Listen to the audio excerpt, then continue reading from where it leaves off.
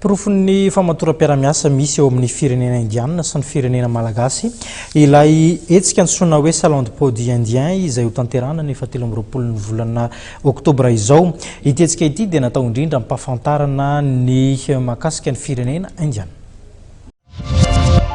Ampranty ary ampahafantatry ireo orinasa indiana miasa eto Madagasikara sy ireo orinasa manana fifaneraserana amin'ny firenena indiana ny mahasovoan'ny Inde ny alahady 17 ny volana oktobra 2024 izao.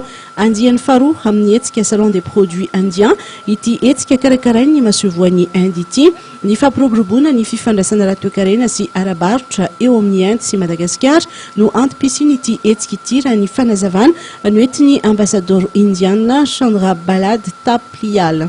Our duty is to increase exports, but at the same time, even if the exports do not increase, we should try. Tena anjara ny mahasovoan'ny Inde eto Madagasikara moa zany dia hoe mampitombo ny fandrarana entana avy any Inde mankaty Madagasikara fa eo ihany koa nefa ny izay hoe mba anisan'ny ezaka ataony zareo koa mba hoe ampitomboana ny fandranan'ny entana avy Madagasikara mandeha makany Inde.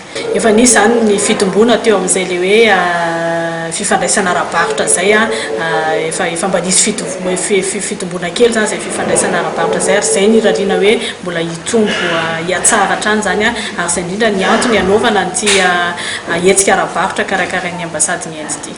Marina moa fa tafiditra indrindra ao anatin'ny paikady Make in India no tarihan'ny Premier Ministre indiana ity hetsika salon des produits indiens ity.